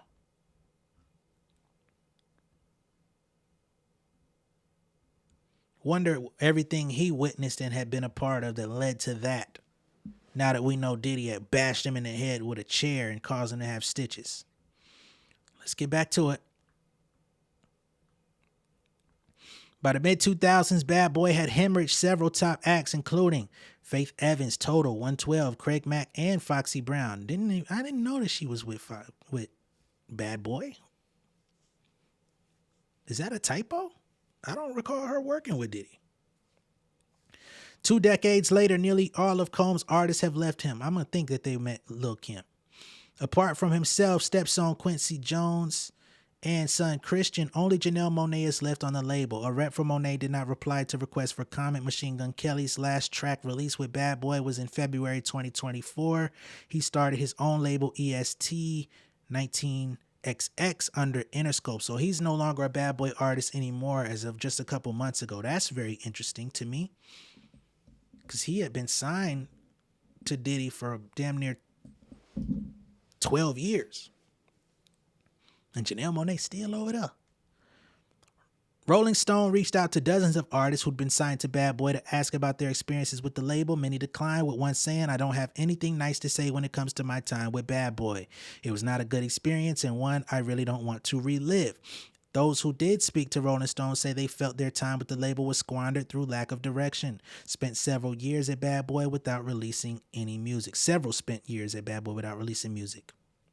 Curry, who was affiliated with Bad Boy from 1997 to 2006, has been one of the most outspoken detractors, writing about his dealings with Combs in his 2009 book, Dancing with the Devil, How Puff Burned the Bad Boys of Hip Hop. He says Combs repeatedly promised to produce his solo album, but never gave him a budget. "There's different ways you can kill a person," Curry tells Rolling Stone. "I've noticed him kill plenty of people's spirits."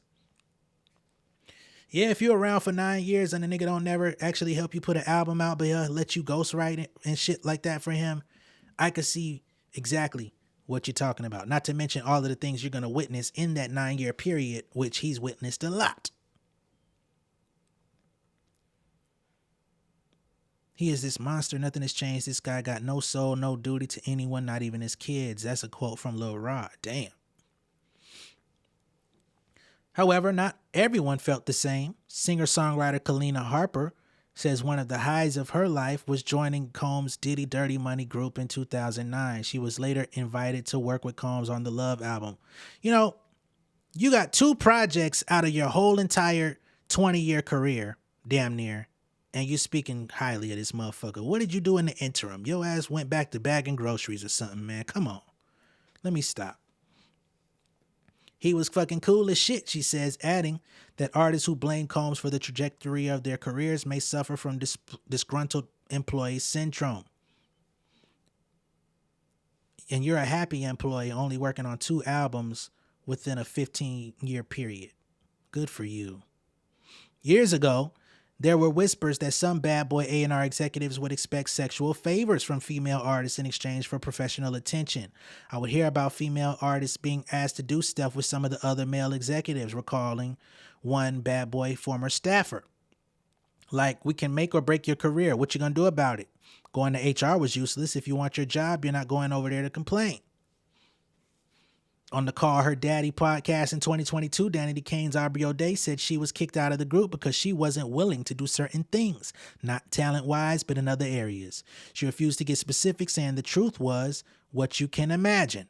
"There was no Me Too," she added. "You signed 1 million NDAs and 1 million contracts that took away your rights."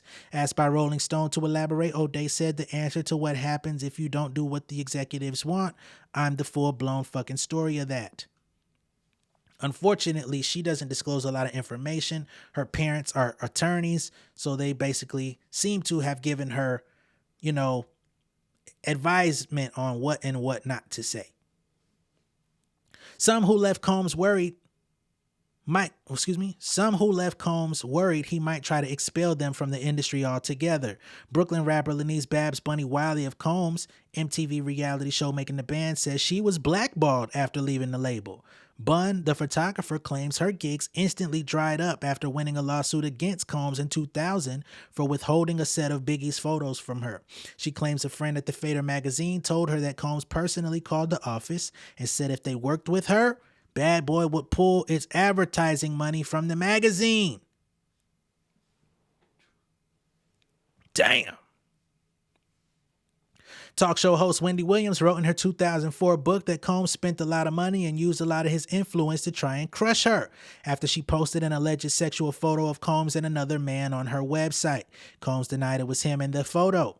Music producer Easy Mo B claimed in February that after he challenged Combs over a credit Combs had given himself on the producer's song, he noticed certain people wouldn't deal with him. Easy Mo B was one of Biggie's close producers. He also produced for Tupac back in the early 90s. Says, hey man, you took a nigga credit on that remix. And nigga said, fuck Easy Mo B. He's someone you don't want to make an enemy out of, says one former employee. When people go against him, that person gets ostracized. For some, the effects of being shunned by Combs were profound.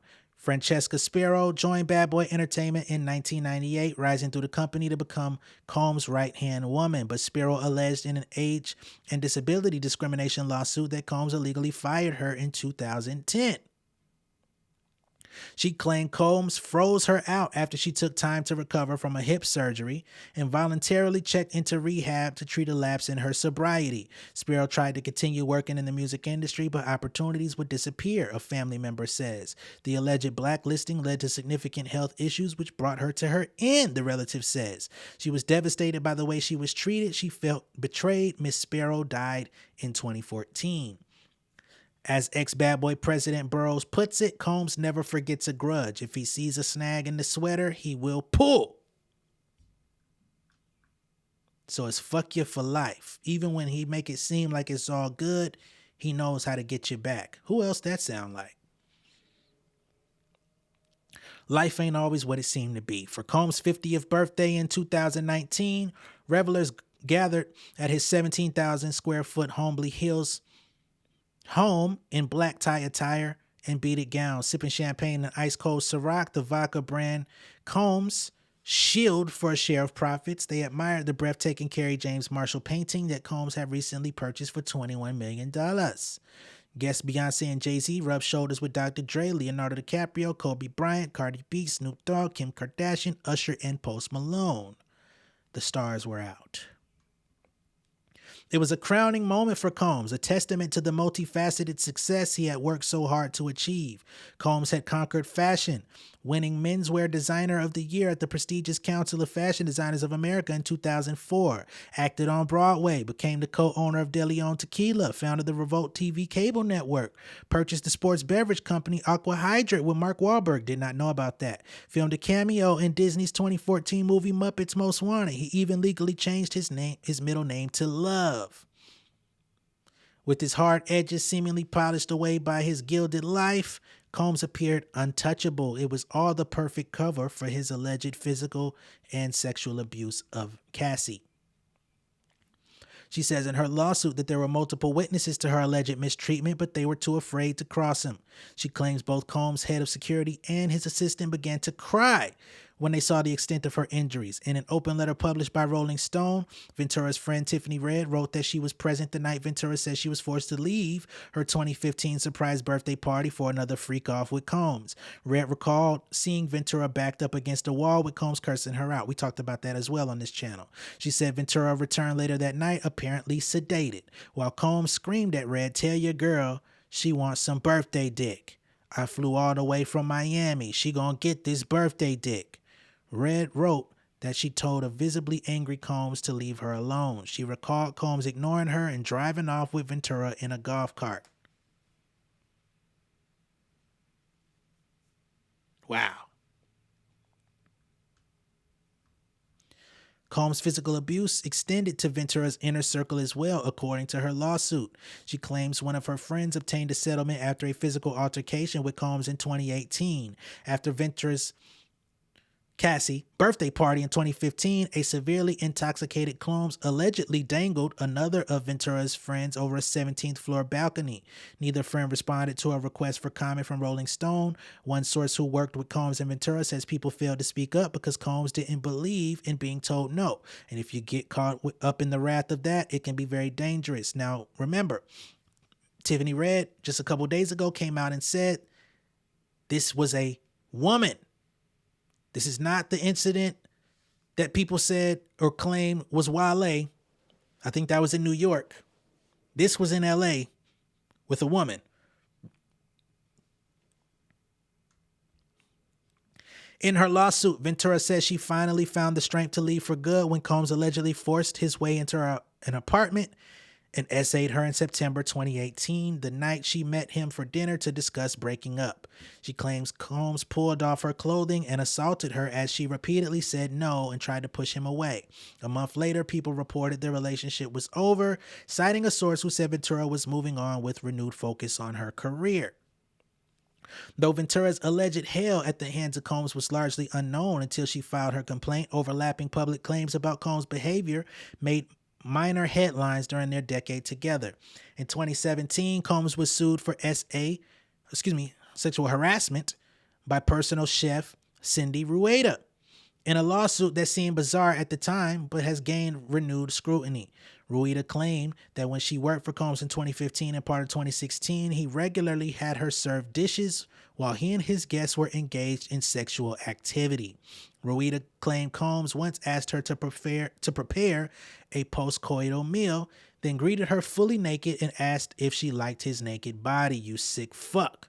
One incident in August 2015 allegedly involved Combs ordering Rueda to serve him breakfast in his room and then partaking in sexual activity with model Gina as Rueda dropped the food on the table and fled. Now remember, Miss Gina V has come out and shared her treatment, which was identical to Cassie's. The lawsuit was forced into arbitration and ended privately. A lawyer for Rueda did not reply to a request for comment. Hugh, meanwhile, reemerged in 2019 with claims that Combs beat her. In an interview with gossip blogger Tasha K, Hugh said she started dating Combs in 2014 and that he offered her $50,000 to terminate a pregnancy. He has a thing about giving you $50K. That is his golden number. Hugh also said Combs shoved her to the ground and dragged her by the hair in 2018 in a jealous rage, once stomping on her stomach. The allegations barely made a ripple, and Hugh went silent after the interview. She's declined to comment. The Detroit area Jane Doe, who sued Combs and Pierre in December, tells Rolling Stone she hopes her lawsuit will hold not just Combs, but also all of those who acted with him, stood silently, and actively covered up his behavior accountable. In her lawsuit, she said her nightmare was not an isolated incident and pointed to another Jane Doe who sued Harve Pierre on November 21st. This woman alleges Pierre groomed and SA'd her when she was an assistant between 2016 and 2017. Y'all got a whole criminal enterprise going on with how you deal with women. Y'all niggas need to be taken to the back and put to sleep. Then in early February, Jones, Lil Rod, the Love album producer, sued. The 73-page complaint filed by lawyer Tyrone Blackburn, which included unusual elements such as photos of the defendants and redacted names that could easily be deciphered, claims that Jones worked, traveled, and often lived with Combs while producing 9 songs for the project. Jones described his experience as a hedonistic hellscape. He claimed to have hundreds of hours of footage and audio capturing Combs, his staff, and guests engaged in serious illegal activity, including the use and distribution of ecstasy, cocaine, ketamine, marijuana candy, mushrooms, GHB, and Tukey, which is a pink powder described as a mixture between ecstasy and coke. He claimed that at one party in July 2023, Combs fed him ecstasy-laced liquor until he blacked out and woke up naked next to a sex worker. Jones said Combs terrorized him with constant, unsolicited, and unauthorized groping and touching of his anal area, and that Combs kept him compliant by displaying weapons, threatening to eat his face, and according to the suit, informing Jones that he was willing to kill his own mama if he must get what he wanted. He is this monster. Nothing has changed, Lil Rod told Rolling Stone before filing this lawsuit. He said this guy got no soul. He has no duty to anyone, not even his kids. Combs' associates, meanwhile, have faced allegations of their own. 25-year-old Brendan Paul, who we've also talked about, who Jones described in the lawsuit as Combs' drug mule, was arrested and charged with cocaine possession during the raids on Combs' properties. Paul pled not guilty, but later accepted a deal in May, agreeing to complete a drug diversion program, after which his case will be dismissed. The deal was offered because Paul is considered a first-time offender, and the substance amount allegedly found was not on a trafficking level. Excuse me. How convenient. In early April, yacht steward Grace O'Marquet sued Combs and his 26-year-old son Christian, alleging that Christian drugged and attacked her on board a luxury vessel rented for a 2022 vacation in St. Martin. While filming a since-scrapped family reality show for Hulu. According to NBC News, O'Marquet can be heard in an audio recording asking Christian to stop touching her legs. Excuse me. She claims Christian later tried to force her to perform oral sex, allegations he denies through his father's lawyer. Christian Combs' lawyer, Aaron Dyer, did not reply to request for comment on the allegation, but previously claimed that this was a manufactured lie with irrelevant facts. Is this the end? Interesting title. That's one of Diddy's songs on the No Way Out album. On May 4th, Combs posted a video of himself standing by an ocean, staring down a tropical monsoon with his arms outstretched as the recorded voice of his spiritual advisor, T.D. Jakes, booms. Not hysterical, not frantic, not anxious, not fretful, but steady in the storm.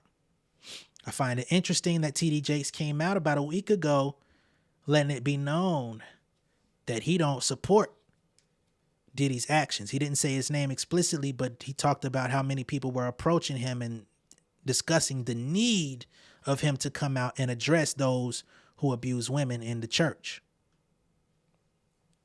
While Combs gathers support where he can, the new allegations have reshaped his world. After stepping down from Revolt, he reportedly sold his shares in March. The Harlem charter school he co-founded reportedly cut ties and scrubbed his name from the website. In April, premium liquor giant Diageo revealed it paid approximately $200 million to buy the outstanding 50% share of their De Leon tequila brand from Combs, fully dissolving their partnership. And that was against his will, if I'm not mistaken. And the wave of lawsuits reignited industry beef with Combs' longtime rival 50 Cent, who is making a documentary about his downfall. Combs is preparing for a fight for his reputation, his legacy, and in some sense, his life. Federal officials declined to say much after the March raids, but a source confirmed to Rolling Stone that investigators in the Southern District of New York interviewed potential witnesses as part of a trafficking and racketeering probe. Agents may also examine Combs' alleged ties into the infamous BMF, Black Mafia family, after the Detroit Jane Doe alleged in her suit that the group is rumored to have seeded Bad Boy with money. Trafficking is certainly a potential component of a pattern of racketeering, or it could be charged on its own, says former federal prosecutor Elizabeth Getty, a member of the team that successfully prosecuted Robert in New York, telling Rolling Stone. The indictments of Robert, Jeffrey Epstein, and Ghislaine Maxwell, high-profile individuals who long evaded real accountability by law enforcement, offer prosecutors a playbook for a possible prosecution of Sean Combs. Combs is known to sport a gold medallion depicting Lazarus, the biblical figure raised from the dead, and why not? He survived the deadly CCNY tragedy, the shooting that killed his top artist, and his Club New York criminal trial, and prospered. He named an album No Way Out, but he's always managed to find one. This time may be different as more accusers and associates emerge with hellish accounts of their time with Combs. As more voices hint that there are darker stories still to be uncovered, he stands exposed in a much harsher light. To some, his claim that his brutal 2016 attack on Cassie represented a rock bottom from which he since recovered doesn't ring true. One source who knew the former couple says the mogul's rage was always on the verge of creeping out. Rock bottom must be his personality, they say. I've never not seen this person. Misa Hylton, the mother of Combs' first son Justin, had been silent in the wake of Ventura's lawsuit, but after the video broke, she responded by saying, "I know exactly how she feels, and through my empathy, it has triggered my own trauma." It's long overdue reckoning, says Anna, whose encounter with Combs at the Peninsula Hotel still haunts her. People have been sitting with their experiences for years because you don't know what to do with it. Gardner's friend wrote in her recent affidavit that she wishes she had spoken up then, raised hell earlier. She watched her friend grapple with the aftermath. This experience completely changed Liza as a person. Dickerson Neal, too, says she was forever changed by a single night. One date with Sean Combs led to the trauma and pain of S.A. and an Ocean's death of shame. Learning that Combs allegedly distributed an explicit video of her was devastating, and she suffered debilitating self-doubt and a lifetime of inner turmoil. And in that lawsuit, she details that she found out from a mutual friend that he was showing this video around town. Those who were watching decades ago have long suspected Combs' legacy would end in disgrace. None of this was really a surprise for me, says one of his Howard alums who had knowledge of his attack on a classmate. You're already an abuser in college. You were already feeling you had to have certain power over people. Another says Combs must now face accountability. It's time. In an Instagram post in late May, Ventura expressed gratitude for all the love and support she's received. With a lot of hard work, I'm better today, she wrote. But she's added, echoing the experience of many of Combs' accusers, I will always be recovering from my past.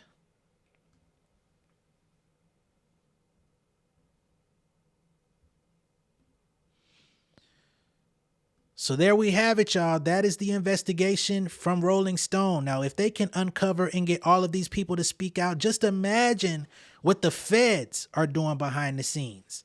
We played audio in the beginning of the show in which CNN says that they have videotape of a young man, a potential sex worker who was allegedly abused by Diddy. They said that they've recovered several tapes in those raids. They're going through them and actually reaching out to those who appeared in those tapes for further accounts and witnesses for a potential trial. Dirk Diggler, your time is up. You found a way out. Let me know what y'all think of all of this down below in the comments. I know the Diddy news does get exhausting, but this is one of the biggest cases, period, especially in entertainment hip-hop history. So as advancements come, I'm going to stay updated. We're going to do other content about other subjects. So if this ain't your cup of tea, I don't think you would have made it this far. But if you did, just out of support, I do appreciate you. And I will catch you all later. Much love and respect. Be sure to like and share this video. If this is your first time seeing me on YouTube, go ahead and subscribe to the channel. Become an insider. And I will see y'all on the next one. All right? Much love and respect. Peace. King of my city in cul-de-sac. Coming out swinging like soldier rags. Leading my people like quarterback. Boy, I study this shit, I'm an almanac. Had to get up and grind. Knowledge is booming, I'm here to apply. Came with the chip and the dip, it just single the mind. We finna do more than survive. I need my check. Spinning the block for the Gouda. We hitting the jeweler to flood out the net. We don't do beef for computers, I'm straight out the sewer. We come when you rest. Niggas be looking perplexed, so keeping my foot on their neck. No map, I trust my gut for the quest. With drama, I'm fully abreast. I was ready for years and they doubted me. All of a sudden they tell me they proud of me. I've been dropping these haters like calories. Cross them out, I came back with some boundaries. Stand for my honor, but too raw, no corner. Packing the stick with a drummer. Wanna catch my bad, won't fumble. I done came too far to be humble.